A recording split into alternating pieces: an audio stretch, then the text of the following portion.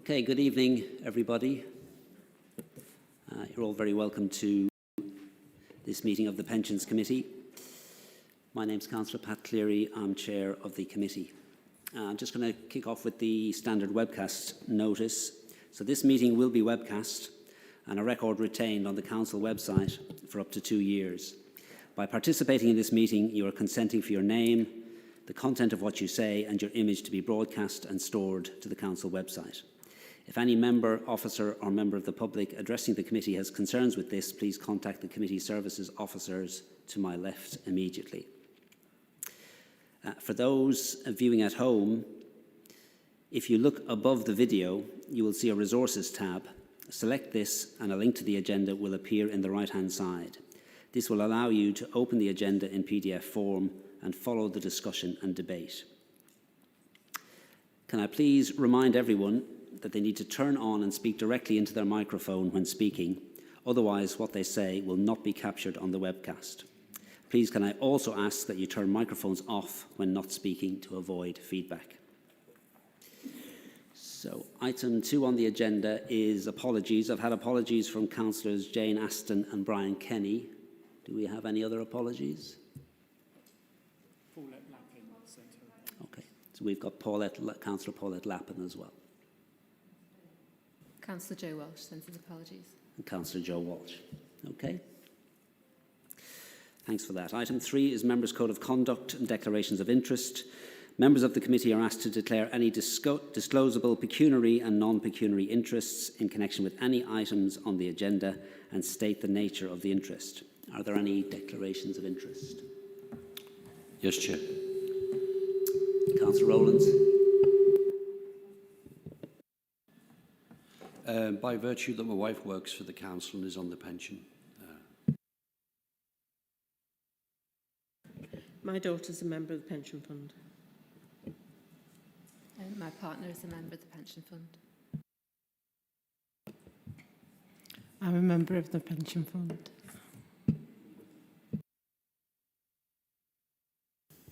Thanks all for that.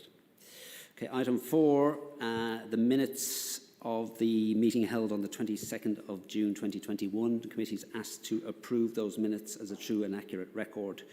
So I'm happy to move approval. Could the Vice Chair second? I'll second. Thank you, Councillor Povey. So can we approve the minutes by assent? Thank you all very much. Those minutes are approved. Item 5 is public questions, statements and petitions, questions by members. I haven't been notified of any of those items. Right, I'm going to make some slight changes to the running order of the agenda. I'm going to take items 6 and 7 together because they dovetail with each other.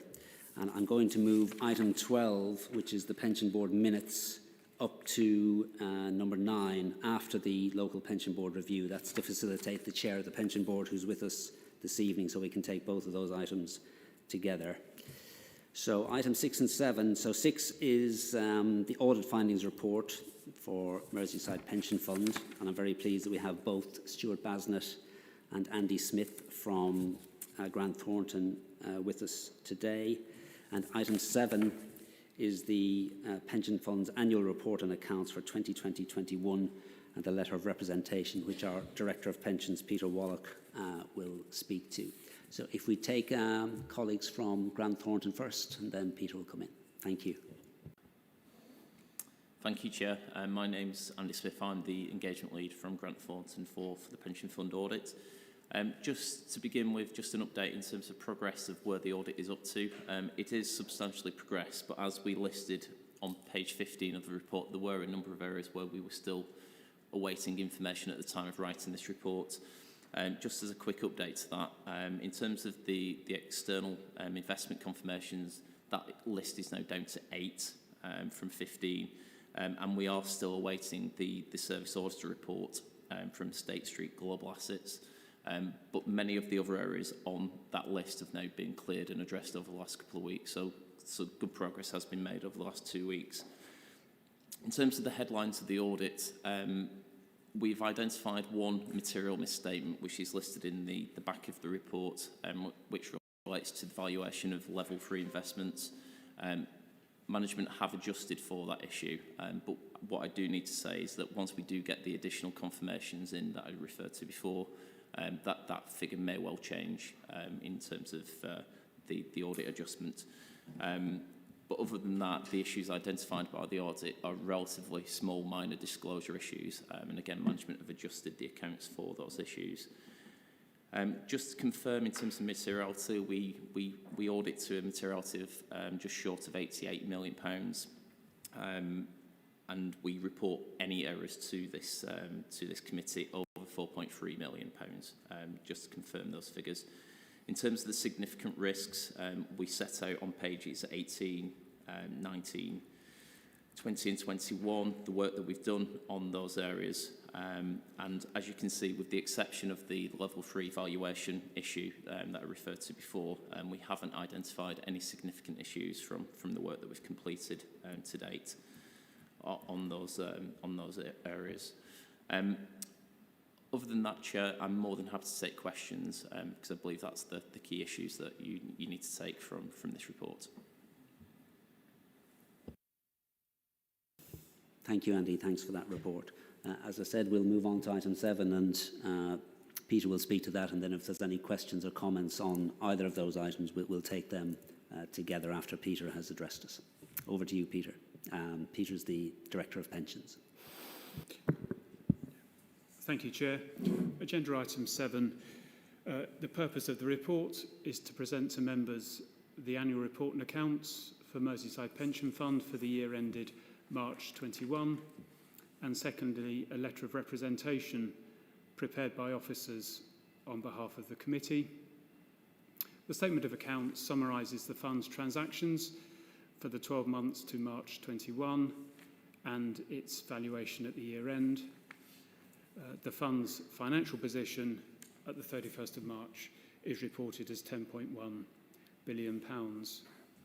So there are 3 recommendations on the report.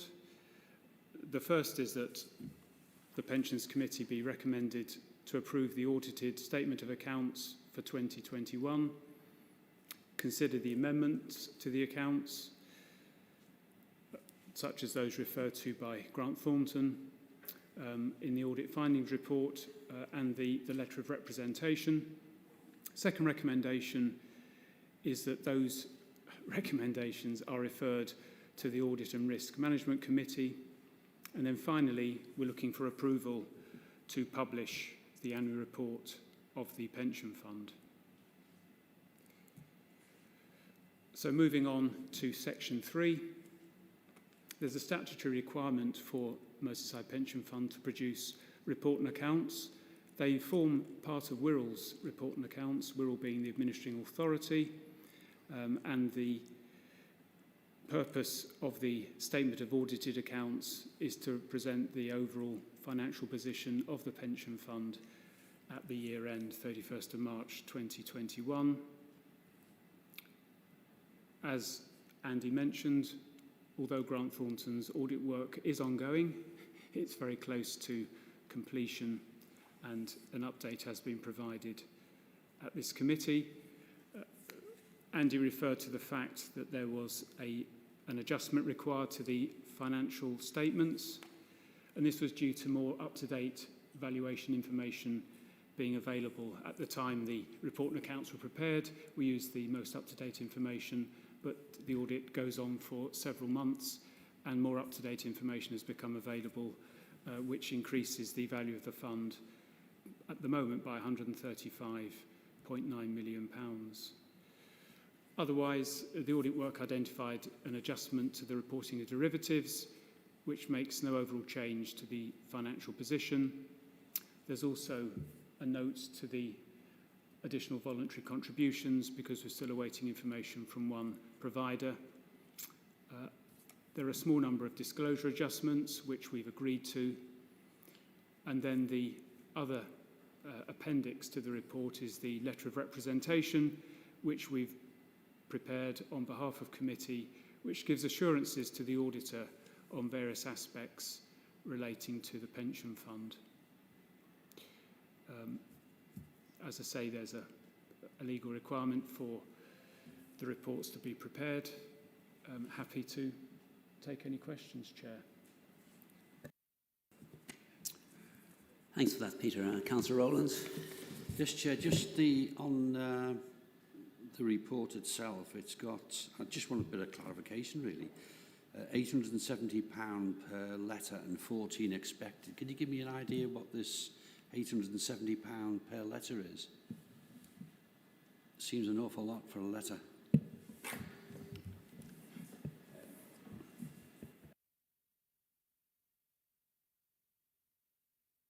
Sorry, Andy, could you put your mic on? Sorry. Apologies. So, yes, sorry, you're paying for slightly more than just a letter. There is a set of procedures that we need to carry out on behalf of the auditors of admitted bodies. So there's a set of procedures that we need to do, and the letter is basically just the outcome from that work, setting out our findings and conclusions to the auditors of the admitted bodies. Perhaps it, excuse me, Chair, come back. Perhaps it should say that in the report here, because it just looks like it's £875 for a letter per letter and 14 expected. It really should say that there's a lot of work, as you've just described, behind that in the report next time. Indeed, yeah. Very good point. Any other questions, comments on the audit report or the annual report? If I could just make a few comments. Just in terms of the annual report, I think it's obviously presented in the kind of dry language that we expect from pension funds, but it's really worth noting a few kind of key facts.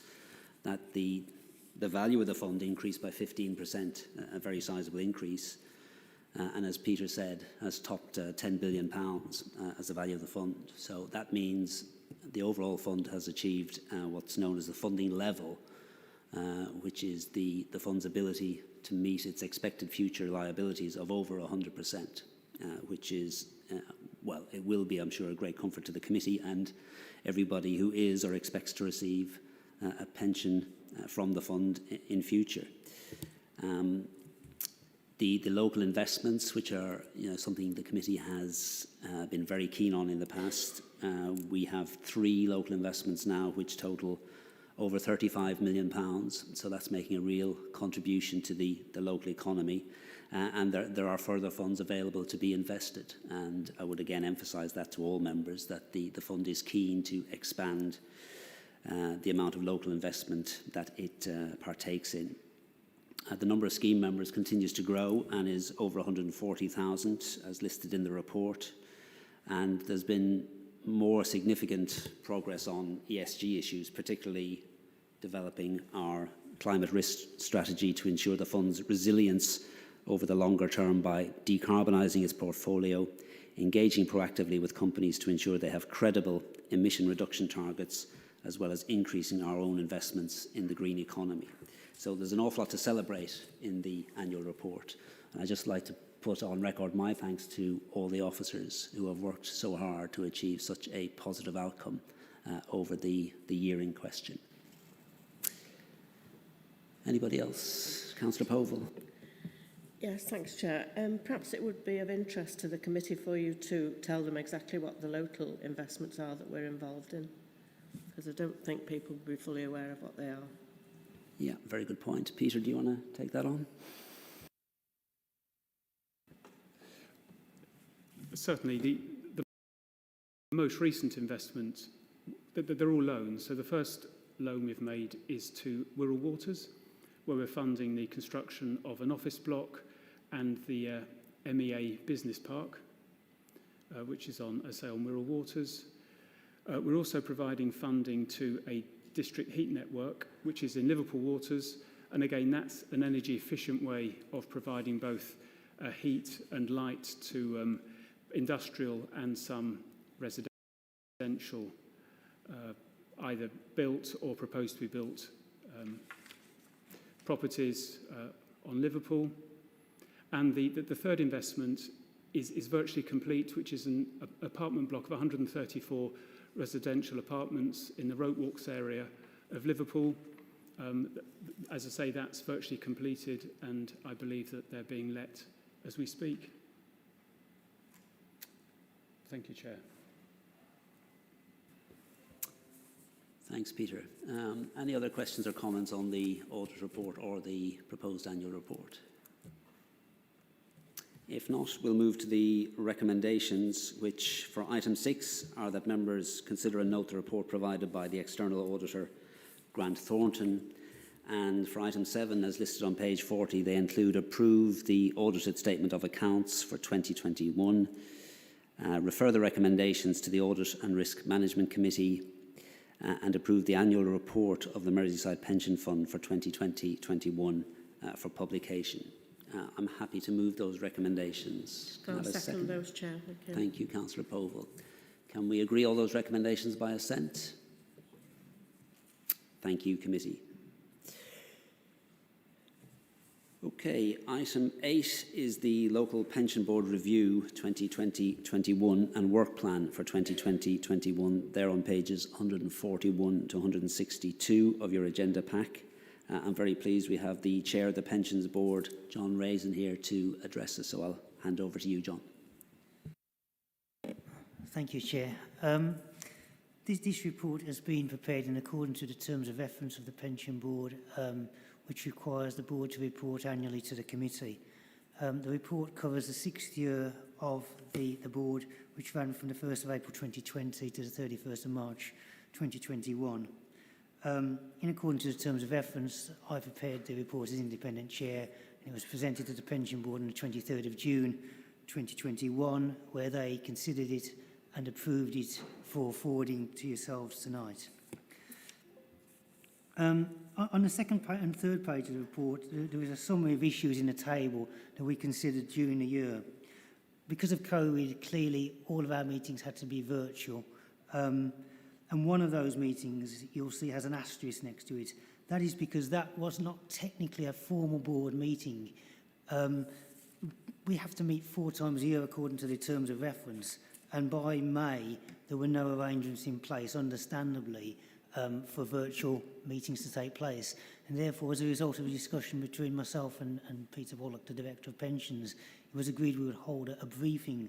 And that briefing was a private meeting, but it had exactly the same form and agenda as a board meeting would have had, and was attended by exactly the same board members and officers as a board meeting would. So I've included that as a meeting in the chart, and I refer to it in the report because for all intents and purposes it was a meeting. And in fact, I comment on that meeting in particular in the report, and I'd like to thank publicly Peter and Yvonne and Guy and Donna Smith, who's not here, and the other officers for facilitating that meeting, because that gave the board reassurance of the way that the fund was responding, and responding very appropriately and proactively to the very difficult conditions that the fund found itself in, as did the rest of local government, as a result of the outbreak of COVID.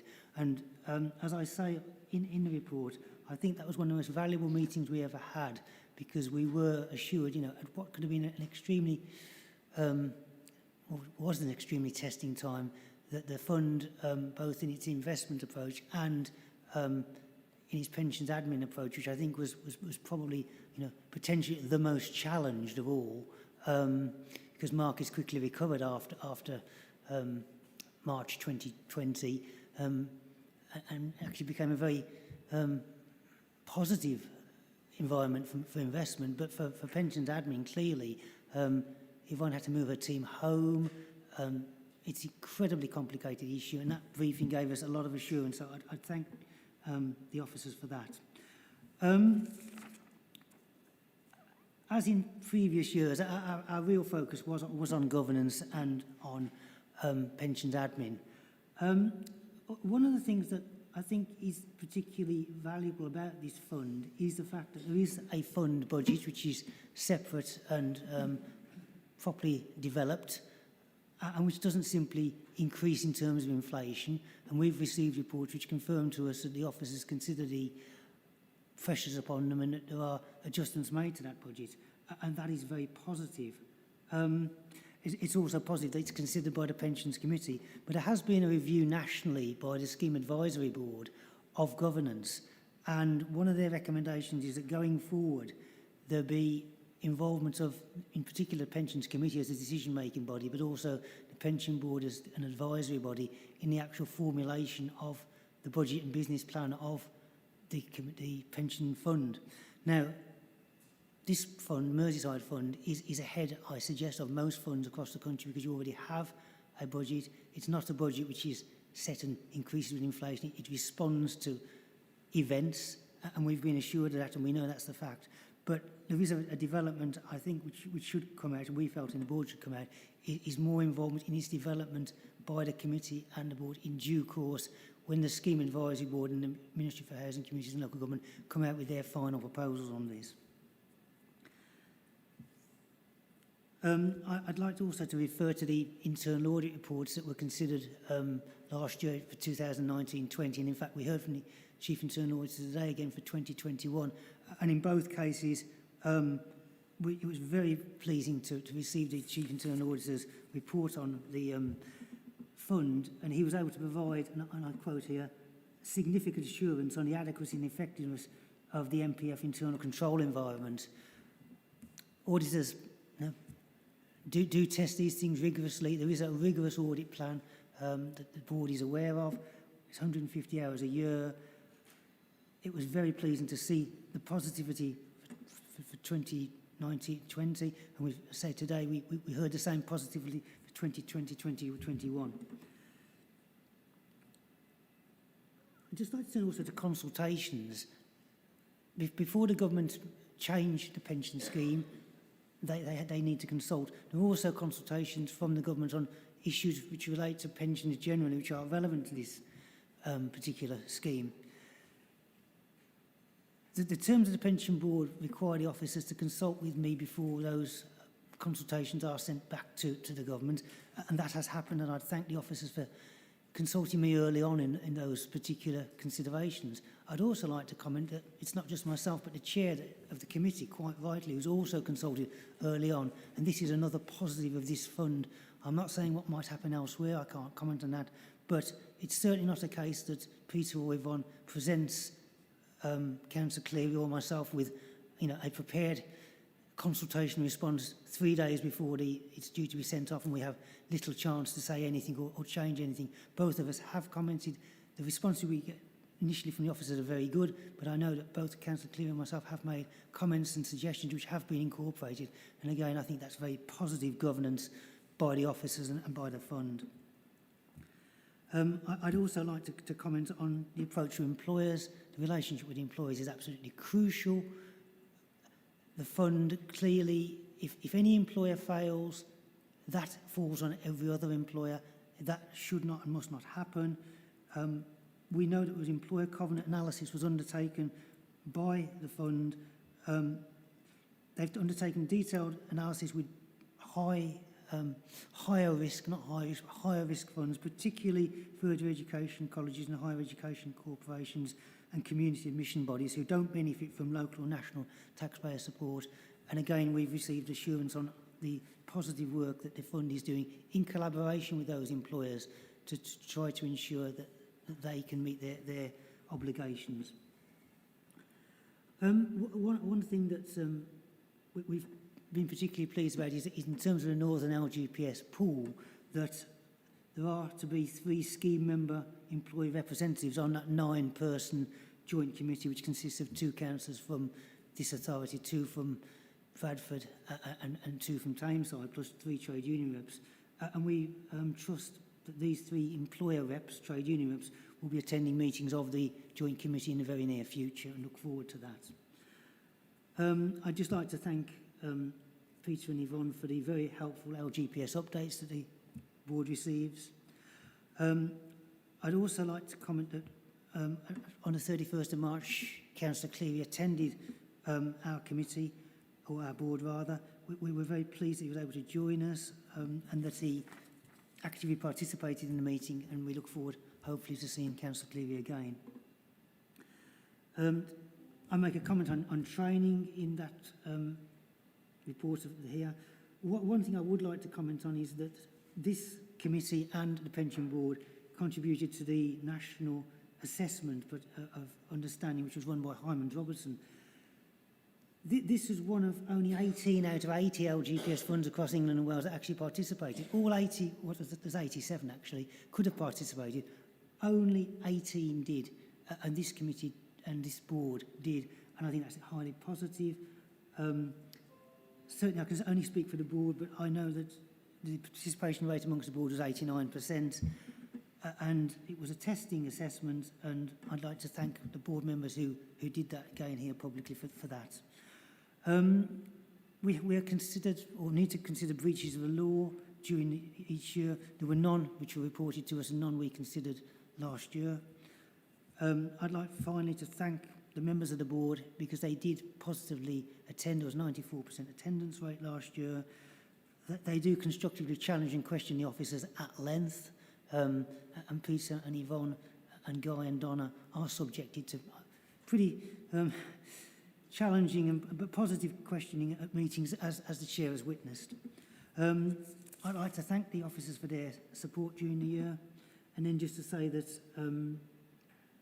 last year I had to report by virtual link from Bedford to this meeting. I'm glad to be able to attend personally tonight. The proposed work plan is towards the end of the report. That was drawn up in consultation between myself and Peter, and then presented to the board, and the board are content with that. That will be added to and adjusted during the year as we progress. So my final conclusion is, in essence, that we believe that based on the reports and presentations made to us, very clearly the Merseyside Pension Fund undertakes and takes very seriously its obligations in terms of the LGPS, in terms of governance, investment and pensions admin, and I'm pleased that the board is of that view. However, going forward, as I've referred to earlier, there will be changes coming out of the work of the Scheme Advisory Board, Good Governance in the LGPS review, which has now gone to the MHCLG, and it's almost certain that the MHCLG will amend the LGPS regulations and issue statutory guidance to enhance the governance of the LGPS. It's worth noting that quite a number of those proposals which are in that particular report, which has now gone to MHCLG, have already been implemented in full or in part by this fund. So this fund is ahead of, I suggest, much of the LGPS, but there will be further work to be done. And in particular, I would refer back and say that one of the major enhancements I feel that could be made would be the greater involvement as we go forward of particularly the committee, but to a lesser extent the board, in the development of the business plan and budget of Pensions Committee, because we must remember that the pension fund is a completely separate thing from the budget of the Wirral Metropolitan Borough Council. That's really all I've got to say, Chair. Happy to take questions from the committee. Lovely. Thanks ever so much, John. It's a pleasure to have you here in person, unlike last time. So it's been very educational, I think, listening to what you've got to say. Your report is, as usual, very comprehensive and very detailed. I'd just like to pick out a few things that I picked out, some of which John has already mentioned.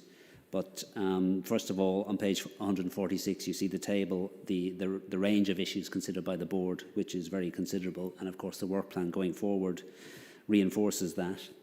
John mentioned the 94% attendance level at pension board meetings and the active participation of all the members of the board, which I've certainly seen firsthand. You know, we're very lucky, not just in the quality of the chair, but the quality of the board, full stop. They are very diligent in their attendance and in their questioning of officers.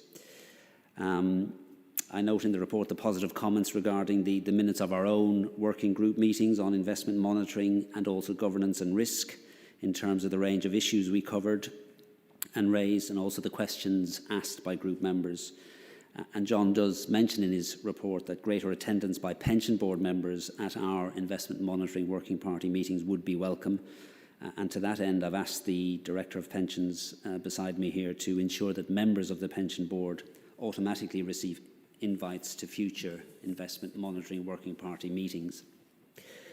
I also noted the positive outcomes from the CEM benchmarking exercise, and to quote from John's report, to consider carefully the outcomes of the benchmarking exercises, including in relation to other funds, and not simply focus on areas where the benchmarking may be favourable to Merseyside Pension Fund. I think it's fair to say the benchmarking reports that we received during the year were generally favourable, but there were also areas where we have something to learn from what other pension funds do.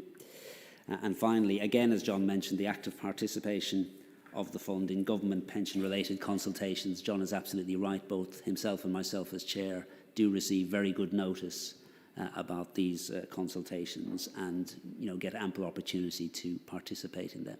So again, could I just put on record my thanks, John, to you and all the work you and the board have done over the past year and for the quality and breadth of the report you have put before us tonight. Anybody have any questions for John or any comments on the report?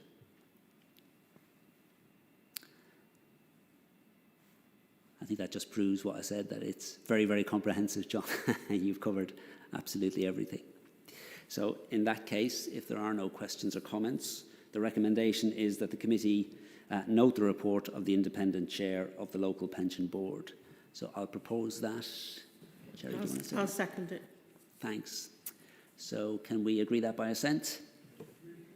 Great. Thank you very much. Now, as I indicated earlier, I just wanted to move item 12, which is the pension board minutes from the last pension board meeting, just to move that up the agenda. The committee is simply asked to approve or to note those minutes. And I will do so unless anybody wants to comment on them. John, you don't have anything specific to add on those? No. Okay, lovely. So if that's the case, I'll move approval of those minutes. I'll second, so. Thank you, Cherry. So again, can we agree that by assent? Lovely, thank you. So that covers you, John. You are free to stay or free to go. And I should have said to our colleagues from Grant Thornton, obviously, we've covered your item, so you're very welcome to stay, obviously, but you don't feel that you absolutely have to. Okay, that brings us to item 9, which is the local government pension scheme update. And I'll hand over to Yvonne Murphy, the Head of Pensions Administration, for that report. Thanks, Yvonne. Thank you, Chair. This report provides an overview of what's on the horizon for the fund in respect to pension dashboards.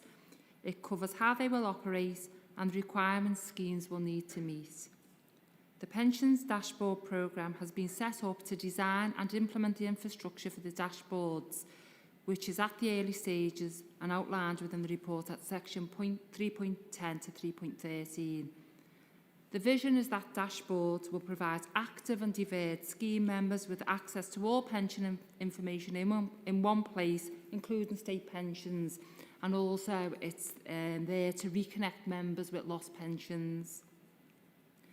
The Pension Scheme Act provides the legal basis to compel schemes to provide information to dashboard providers, and secondary legislation, which is expected later this year, will provide the detailed requirements of what must be provided and when. It is important to note that there's no central database that holds the personal information supplied by pension providers. Instead, the ecosystem functions like a giant switchboard, connecting users with their pensions via the dashboard. At this stage, we need to get our data ready in line with the Data Standards Guide to improve the success of data matches and clear any deferred benefit backlogs or any other backlogs we have at the fund. Schemes are responsible for ensuring the appropriate systems and technology are in place, and we have had early discussions with our system supplier on their plans to construct an interface to feed into the dashboard system. These supplier costs will become clearer as the onboarding timescales become known. Public sector schemes are expected to go live anywhere between April 2023 and April 2025, when the ecosystem is fully secure and operational. Hopefully my summary provides the key points, but I'm happy to take any questions on the dashboards and what's ahead of the fund in the next couple of years. Thank you, Chair. Thanks, Yvonne. Councillor Green, you got a question? Yes, thanks, Chair. Well, maybe a comment to the question, if I may. It seems to me that this is set up for members, so people with pensions, the whole business about how the state pension interacts with the pension, what that means to them in terms of planning for the future. As an older person myself, I must be honest, up to a particular rate, pensions would be okay. So if this makes it easier and more straightforward for people to be able to calculate all the various bits, I still have people coming to me to talk about the SERP scheme. Did they opt in or did they opt out and all the rest of it? So, so from that point of view, it seems, as a user, someone who would have a pension, it seems like it's going to be really beneficial to people and they'll get a full understanding of what it is that they have and what they're likely to get. I suppose the question for me is, whilst these sort of things sound quite simple, they are horrendously complex if it's talking about gathering data from various places, converting it and making it meaningful for people. So I suppose my question is, are we going it alone? Are we working with other providers? Are we looking for, best of breed, what's going on out there in the market? So how are we going to respond? Because IT projects are, which this is going to end up being, isn't it, if it's bringing data then presenting it, are, notoriously complex and costly if not done correctly. So how are we responding to it? Have we had any thoughts about how we're going to go? Our initial response is to work with our current system supplier, because the ISP provider, which is basically the pension finder service, we will be working with our system supplier for them to provide us with that interface into the pension dashboard system. It's very early stages at the moment. There is an alpha testing group going on at the moment with the seven largest industry pension providers and providing some solutions. So, and our system provider is actually on that test group. And so this stage, we are looking to be working with our system providers to provide us with that feed into the dashboard. Again, sorry, Chair, if I may. You'll forgive me because I'm not as intimate with these things as maybe I should be. So who is our system provider? Sound like good news that they are involved in the tent doing all the trials and all that, but who are they and are they pretty widely used across the country? If you know we use Hayward's. There's primarily two system providers at the moment providing pensions administration software, which is Hayward's and Civica. We've been with Hayward since 1974, since the class group, and they have the larger market of the LGPS at the moment. They've got the most funds. Civica are coming up as a new, well, they've been in the market for about 10 years. They are gathering some clients within the LGPS, but Hayward's at the moment has still got the larger share of the market. So just to conclude, Chair, if I may, broadly speaking, what I'm getting is a lot of assurance that we've got a major player that's involved with all the trials and has got a lot of experience in this area. So, and probably working with a lot of the other local government pension schemes too. So there's going to be a lot of, it's not going to be, all sorts of different schemes and all that sort of patchwork. It'll be fairly cohesive, if you will, as for a user or someone with a pension. Yeah, that's correct. But our main issue for us now is to make sure our data is clear, and then our data is in line with the Pension Dashboard Programme's data standards. They have basic data around date of births, addresses, names. We've just got to make sure our data is in the same format as what they're going to be collecting from. So, for instance, for names, for our a lot of our forenames, we've just got initials, and I understand that the dashboard will require, for matching purposes, full names. So we're looking at collecting that additional information at the moment. So we're just making sure our data is clear so they can match, that we've got a better match against the dashboard. So a lot of work to be done in over the next couple of years to make sure our data is fine. I'm just trying to show, I don't normally like showing off of that, Chair. No. But, I mean, having, the sort of thing I used to do for a living, which was about projects and programs and stuff. Data cleansing is horrendous. So I'm presuming we've started a project, we've got oversight of it, we know what we're doing, when we're doing it, how we're doing it, and what tools we're bringing in to do it, and so on and so forth. It's an ongoing project that we have at the fund. We've been data cleansing for the last about 6 years. Every time there's an actuarial valuation, there's loads of data cleansing getting done.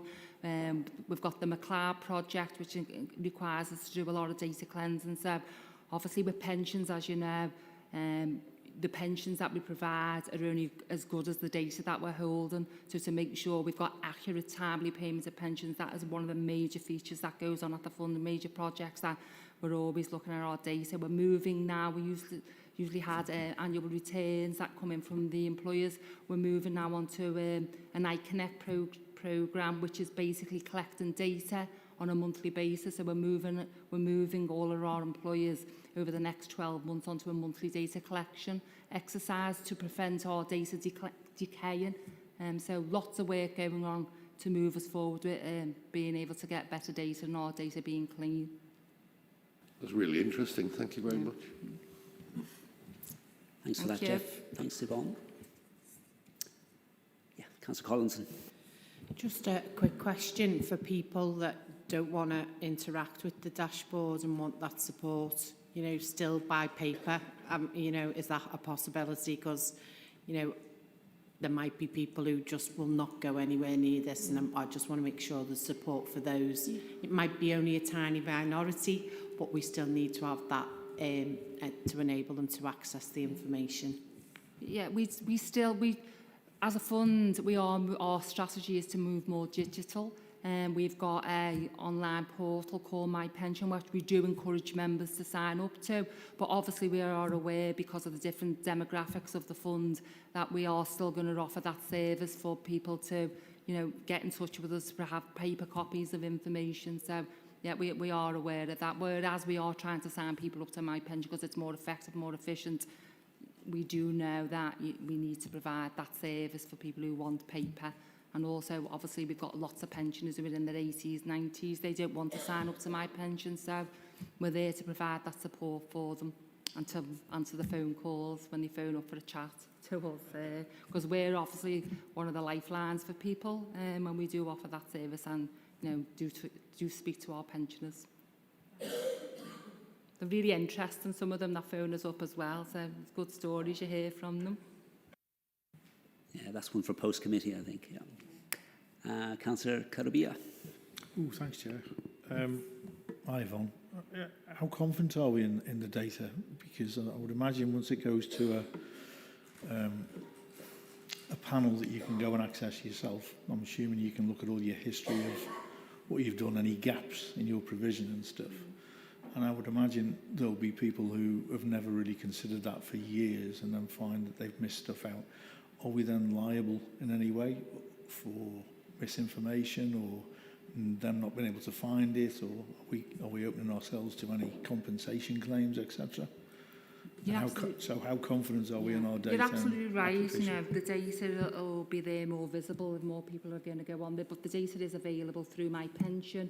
So it is really necessary that we're making sure the data is accurate, because they are informing decisions about retiring on what's on our systems.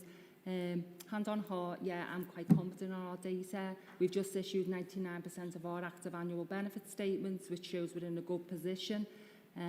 Also, we have to respond to TPR and let them know the quality of our data, which we are, if I remember rightly, we do a return every year. We're about 99% on our common data. The scheme-specific data, which is you need to calculate benefits, is not as good. It's probably about 95%. But we have got improvement plans in place to make with our employers and to make sure that data is improved. And also around the McLeod, we've got data plans with projects to collect further data. I am aware, obviously we know there's some decaying data in the system. I've identified that. So we've got a plan in place with all the employers. I've got 3,400 missing data, financial information. I've got a plan in place trying to resolve that by June next year, because I've got the valuation, actuarial evaluation. So I'm working with employers at the moment to get that data in, resourcing it in piecemeal way, because I can't send, I don't know, for one employer, a certain employer can't send 800, 900 data queries in one go. So we're staggering it, so they've got time to resource that and send it back into the fund so we can resource it. So, you know, our data's in a good position. It's not perfect, and as you know, it changes all the time. So you could be in one position at, you know, it could be, I could be saying it's 95%, 99% at this position. In 2 months' time, that'll change. But we've got an active project going on all the time at the fund with doing data cleansing. Yeah, I'm with Jeff on this. I've done this past. Data cleansing is a nightmare. So I'm glad to hear you've got plans in place. Thank you. Thanks for that, Chris. Yeah, there is a reference later on in the agenda to a specific project involving 8 million documents. So, so that gives a Councillor Cox. Thank you, Chair. Yvonne, this is to do with something you said. The dashboard will enable people to find pensions that they may have forgotten about. I know this is something that takes place quite a lot. A friend of mine recently remembered that he had a pension from many years back, and it took him a lot of work to try and get to the bottom of what he actually had available. And especially when in the private sector, especially when companies have been bought out by larger conglomerates. So this dashboard is going to cover, obviously, the pension fund. But if I were to have worked for a certain company that is now part of the pension fund, how would I go about finding out whether there was a particular pension owed to me, and how would I know that it was now part of Merseyside Pension Fund? Because I think Peter said there's 140,000 members now. However many different companies or subsidiaries are now part of that. They may not have been when they first started. So how would I go about finding out if I worked for X company that now happens to be part of Merseyside Pension Fund? I would have found out whether I had a pension through the dashboard. Sorry if you can do that. You go onto the dashboard, and what the dashboard would do, it would do identity checks on you, and then it sends it to the pension finder service. That which is the ISP provider, which I spoke about earlier. That pension finder service then sends out an email or something to all the pension providers. The pension provider will then look and say, well, do I recognise that national insurance number? If they do recognise that national insurance number, they will then send a token back to the pension finder service. The pension finder service then will send that token back to the dashboard. The dashboard then sends that back to the pension provider, and then we provide you with the details there. So that's what you will go on with, certain matching data, if it's your national insurance number, your name, and from that, the dashboard then will send that to the pension provider, pension finder, who will then just send that out to all pension schemes, pension providers, and that's how they'll identify if you're... Nice and simple then, yeah. It's at the very early stages around the IT side, but that's basically how it'll happen, how it'll work. You'll go on the dashboard, and the dashboard will just send information out to all the pension providers, and we'll say, we've got that information for that member. So it'll get sent back to the dashboard, and you'll see that value there. And it's only in relation to, obviously, deferreds and active members. Anyone who's already got a pension, it won't show up on there because you found that and you're claiming it and drawing it. Thanks, Yvonne. Councillor Rowlands. Thanks, Chair. My question was on 7.5 on risks, but it's been largely answered in the answer to Councillor Cox about the transfer, the mandate transfer of pensions to other providers and leaving it open to pension scams. But having listened to what you've just said to Councillor Cox, I can see that you've covered that, because I was going to ask whether you've done any work on, if the government does mandate that it should be put up there. Have you done any work on what you would do to combat that? But you've seemed to have covered that.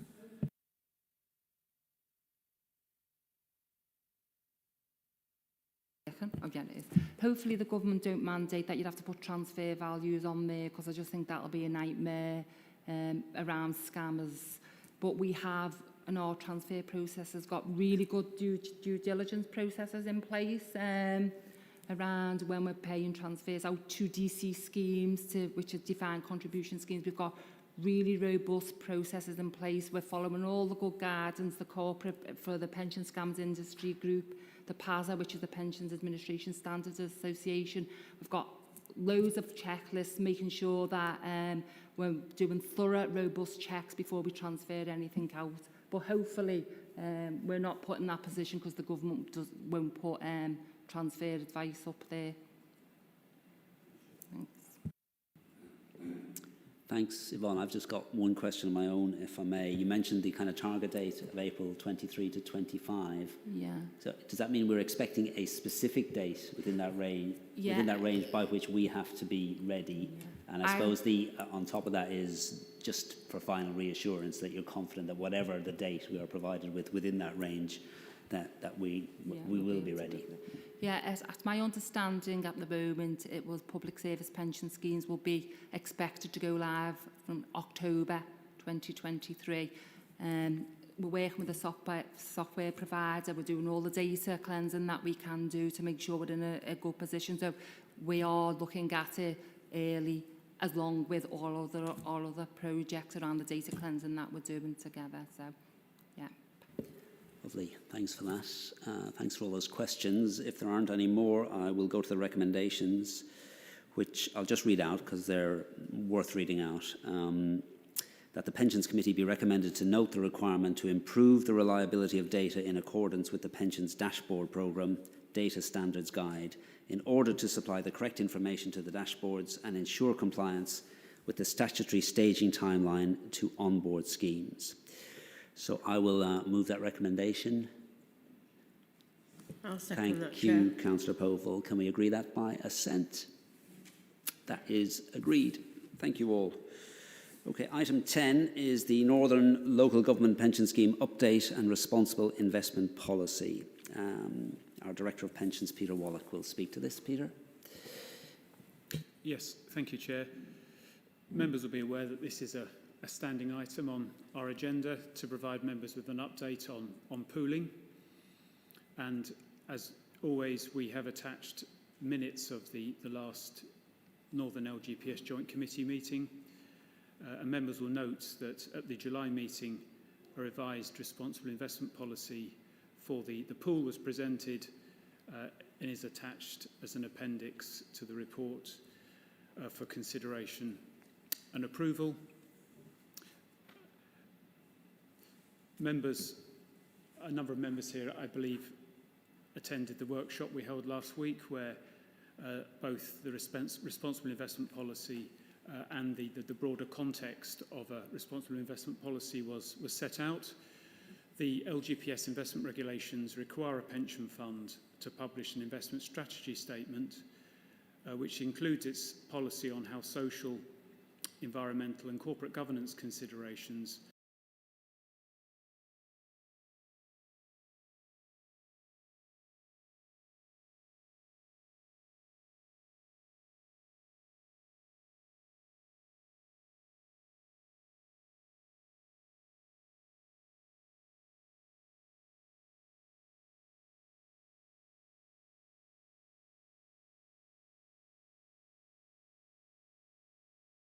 practice in investee companies and assets by establishing areas of common understanding and interest. The policy is attached as an appendix. I apologise that it's the supplementary agenda, but if members were to look at the supplementary agenda, they'll see there are 4 areas that the policy addresses. Section 1 is about the NLGPS responsible investment policy. The second section covers environmental, social and governance themes. The third section covers application of the policy. And then the fourth section covers reporting and accountability. So under the first area about the Northern LGPS policy, it derives really from the 6 UN principles for responsible investment, but also draws on guidance from the Law Commission, from the Department of Work and Pensions guidance, and from our regulator, the Ministry for Housing, Communities and Local Government, which has just been renamed. That's right. So the intention is to try and focus activity on companies that are owned by the three funds in the Northern LGPS, and we have a particular interest in trying to deliver a positive impact on communities and beneficiaries who are based in the north. In terms of Section 2, under environmental themes, we do of course have climate change, but it also covers areas such as deforestation, biodiversity, sustainable agriculture and water stewardship. In terms of the social aspects, that covers people, obviously. Human and labour rights are very important. A focus on employment standards and human capital management, looking at things like health and safety and representation, employee representation. Then, of course, human rights is very significant and of growing significance. And then things like public health and nutrition. That we invest in a number of food manufacturing companies, and we have a focus on nutrition and that food provided is suitable. And then under governance, corporate governance and financial reporting, important to see divisions of responsibility. We'd like to see a separate chair from the chief executive. Important that there is board independence, that there's board diversity, a focus on remuneration. None of us likes to see reward for failure. And of course that companies have responsible tax policies. In terms of application of the policy, it covers things like voting and engagement, shareholder resolutions, collaboration and partnerships. There's a long list in the policy of the various collaborations that both Merseyside and the other Northern LGPS funds participate in particular the Local Authority Pension Fund Forum. And then we think public policy advocacy is important. Sometimes there is a need for regulatory intervention, and that's another area where the fund is active in a collaborative way. And then finally, in terms of reporting and accountability, Merseyside actually hosts the Northern LGPS website, and we publish quite a bit of information on that in relation to the activities of the pool. So, in terms of the policy, I circulated some wording that was discussed both at the workshop, and then I sent an email out this afternoon. If members were to look at what is page 17 of the PDF, which is numbered 41, slightly confusingly, under the end of engagement, the current wording concludes the Northern LGPS and its members also undertake their own engagement either on specific companies or sectors, and we envisage that this will increase particularly in relation to major and unique investments such as infrastructure assets. Since the report was written, the Joint Committee has agreed in principle some additional wording, and that is included in the recommendation in the report. So the additional wording reads, where boards of investee businesses are resistant to dialogue or change, the Northern LGPS will escalate issues by, for example, voting against the re-election of the chair of the board. Ultimately, in such cases, Northern LGPS will consider adjusting its investments as appropriate to the risks, in accordance with its responsible investment policy and its fiduciary responsibilities. So there are two recommendations to the report, Chair, but I'm happy to take any questions, should there be any. Thank you for that, Peter. Any members have any questions on Peter's report? Jeff? Thanks. Just on those, the slight change to the recommendations. I was at the workshop. you know, I've slept since then, so maybe I just don't remember that particular piece of the wording. As you know, I consider it, you know, festival of capitalism. This, you know, the fact we own these companies, we have the shares in them, and we can drive positive change where positive change needs to be driven. I think my only concern was, if I remember back to the start of the workshop, there were two quite narrow points in terms of how a pension fund, any pension fund, can act when it's not necessarily in the best interest of the members in terms of the income it brings in order to make sure it's stable and everyone's paid and so on. And I just wonder, so I'd like, you know, your view, whether you think that final bit, which is, if you don't listen to us, we're going to disinvest, or, you know, I hear political parties making all sorts of statements around about how they will operate or how they won't operate, and what they will support and what they won't. Whether divestment, which is what I think we're talking about, there was another word that was used, but I think it was Joe that pointed out what you actually mean is divesting, but people using a different word.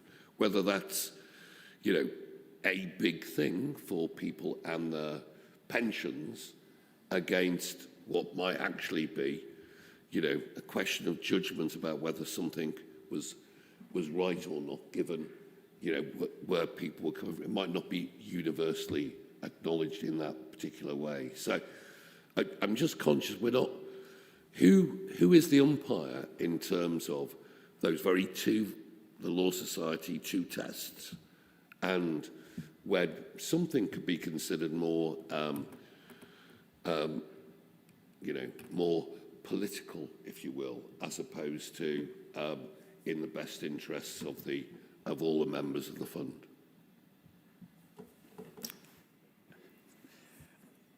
I'll leave Colin to correct me, but my understanding in relation to the Law Commission judgment, that was in relation to trustees. So in a sense, the ultimate umpires would be the members of Pensions Committee, because that they are quasi-trustees in the wording of that Law Commission judgment. But I think to give context to what you say, and I omitted to refer to item or section 3.4 of my report, where I say, if this policy is approved, Merseyside Pension Fund's investment strategy statement will be revised to reflect the new NLGPS policy, revisions to MHCLG guidance following the Supreme Court judgment. The investment strategy statement will be the subject of a future report to this committee. So I should have said that we're also going to bring Merseyside's policy back to this committee. But no, referring back to the matter of divestment, my understanding of what was discussed at the workshop was that engagement is our preferred approach in terms of looking to change things. If one divests to a greater extent, one then loses any ability to influence companies. So engagement is recognised by institutional investors as the normal approach to making companies change.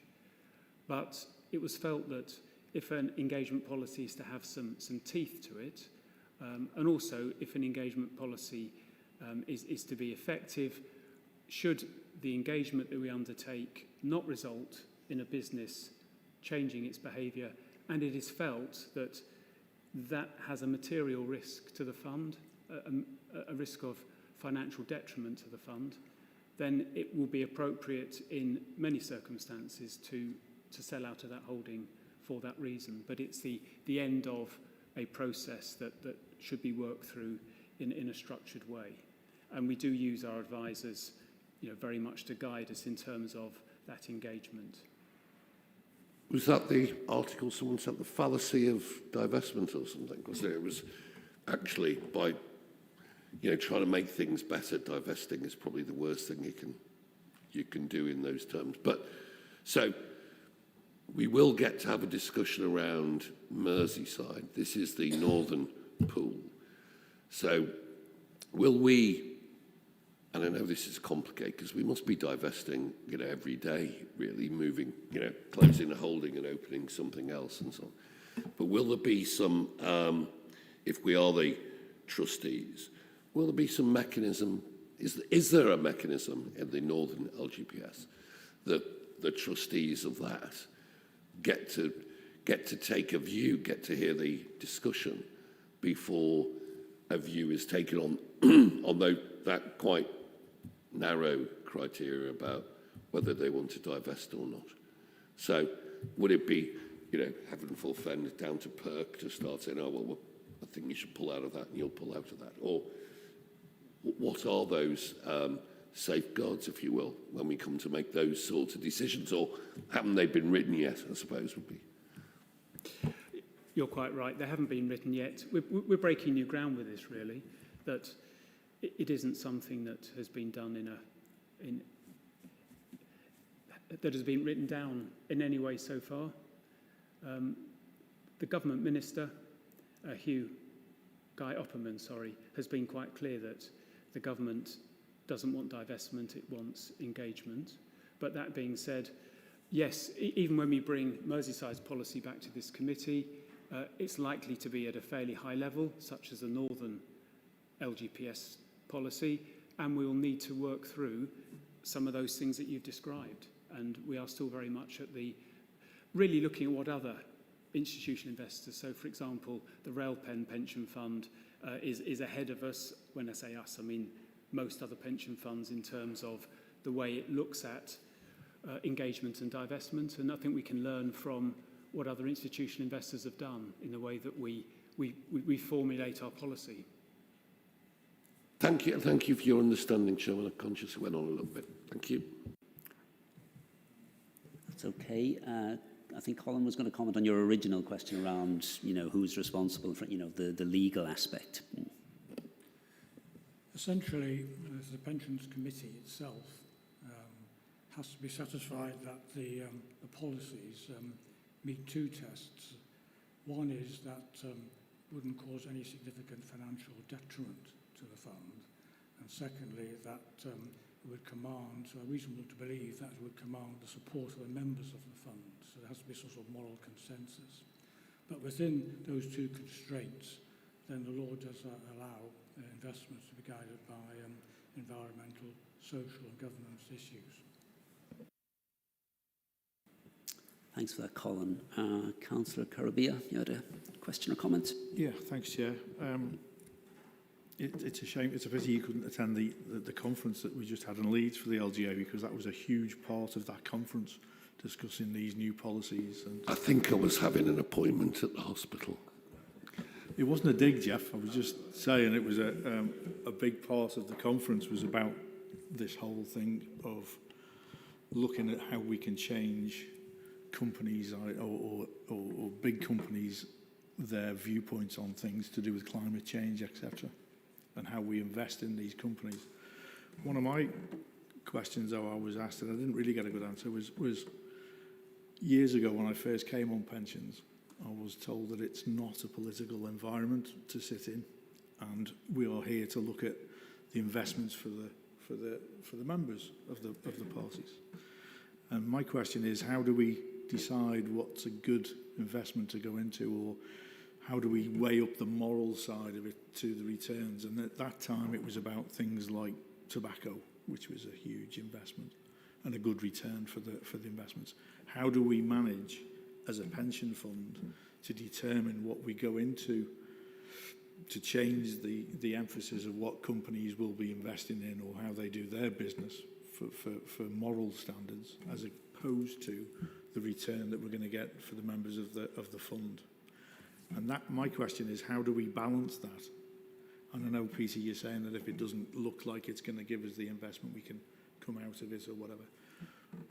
So which takes the precedence is my question. The return for the fund or the moral side of it? How do we make that decision?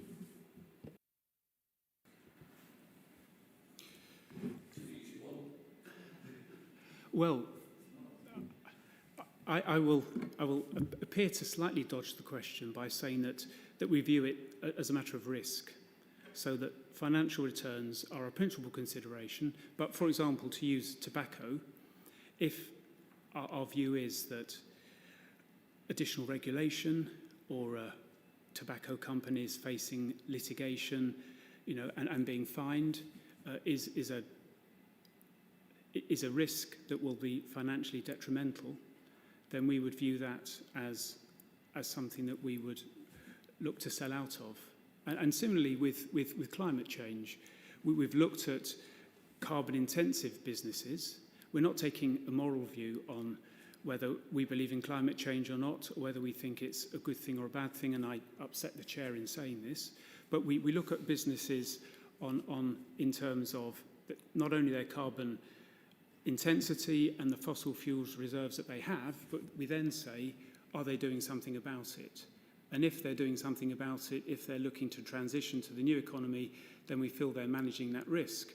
So in a sense, we're comfortable owning a business with high carbon intensity or with fossil fuel reserves, because we believe that they're transitioning and will be aligned with the Paris 2050 goals. Whereas if there is a business that has no regard to recognising it needs to change its business plan, then we would view that as a risk, and that's why we underweight and even sell out of some carbon-intensive businesses, but we own others because we feel that they're aligned. I don't know if that helps at all, but that's perhaps how we think about things. Councillor Pogle. So where does that leave our fiduciary duty?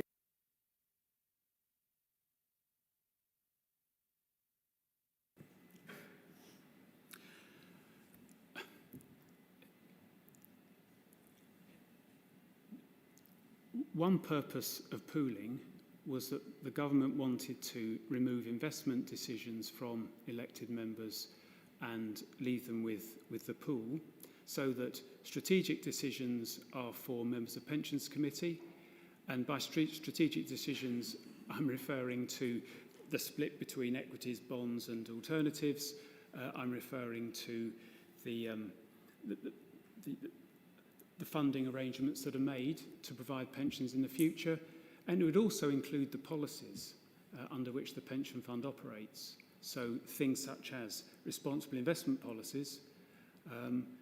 Your fiduciary duty is also to have regard to proper advice, and proper advice is provided by those whom the committee believes are qualified to provide it. Colin, can you add further to my comments, please? No, I haven't anything to add to what Peter has said.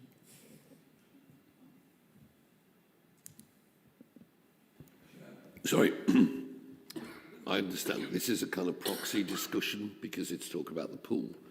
But Peter did say, didn't he, the chances are there's every likelihood that whatever we agree for the pool will come down to Merseyside as well. So I'm presuming there'll be a fair bit of engagement with members and members as well as members as we move to, I think you've talked about November as a date when this might come back, haven't you?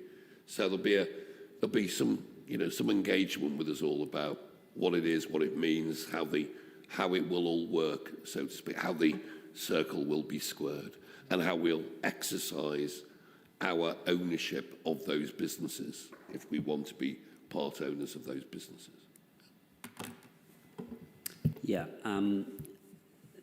that's correct. I mean, as Peter has indicated, our own responsible investment policy is due to come to committee in November. I think it's very, very important that members have clear sight of that in advance and have the opportunity to engage with that.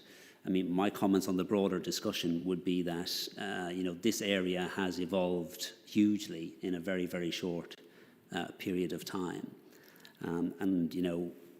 It's about 5 or 6 years ago since I was first on Pensions Committee and encouraged committee and officers to take the issue of climate risk forward and to address it as a material risk to future pension payments. And Peter has outlined that it's risk mitigation fundamentally that we are dealing with when we through our climate risk policy. and that's what we have done. That has established a principle that you effectively shift investments, and that's what we have done through our climate fund in terms of our passive investments, that we specifically reduce investments within that fund in companies that have a high carbon footprint and that companies that have high fossil fuel reserves, but we shift them towards companies that have strong green revenues. So that has kind of established a framework, if you like, of dealing with that specific issue. And I think along with that has come an explosion in interest in that specific issue, but the broader issues around environment, social and governance issues. So this is a very rapidly evolving issue. And what we have in front of us in terms of the additional wording, which obviously has been approved in principle by all three of the Northern Funds, is really just, I think, a statement of the obvious. Anybody who attended the workshop will have seen the huge amount of work that goes into framing our policy towards implementing the policy, specifically as we were advised in terms of climate risk, but also in terms of engagement. And the huge amount of work that does go into engaging with companies to encourage them to do the right thing. Inevitably, there will be some companies, and this was spoken about at the workshop, that don't engage. And I think it is absolutely right that both the Northern Pool and ourselves as Pensions Committee for Merseyside Pension Fund do point out that if companies will not engage and therefore do not address the material financial risk that we face if companies do not address ESG matters, then ultimately there is the obvious move in terms of adjusting financial investments. I mean, I think that is a reasonable position, and I think that's really just what that additional wording in the Northern Responsible Investment Policy seeks to address. It just seeks to say. But as I say, our own policy will need to be disseminated well in advance, so it can be discussed, considered, amended in advance by members. So if that's okay, thank you for the discussion, a very interesting one. I'll move to the recommendations if there's no further comments, which Peter has outlined. I won't read them out again because it would be quite worthy, but quite worthy, quite wordy even, as well as worthy, we feel. But they are in two parts, and they basically, we approve the minutes of the most recent Northern LGPS Joint Committee meeting from the 15th of April, and we also approve the Northern LGPS Responsible Investment Policy. Can I move that? I'll second it, Chair. Thank you, Councillor Povell. So can we agree those recommendations by assent? Thank you all very much indeed. Okay, we are on to item 11, which is the minutes of the Working Party meeting. Remind me what the date of that was, Peter? In June. Yeah, I don't have the date in front of me, but that is just for us to approve, unless anybody's got any comments, questions about the minutes. I'll move approval. You happy to second, Councillor Povell? Can we agree those minutes by assent? Thank you very much. Right, we've already dealt with item 12. There's one remaining substantive item on the agenda which is exempt, so I will read out the following. The following items contain exempt information under Section 100A4 of the Local Government Act 1972. The public be excluded from the meeting during consideration of the following items of business on the grounds that they involve the likely disclosure of exempt information as defined by the relevant paragraphs of Part 1 of Schedule 12A to that Act. The public interest test has been applied and favours exclusion. So I'll move that recommendation. Ask the Vice Chair to second. Yes, seconded, Chair. Can we agree that by assent? Thank you. So if we could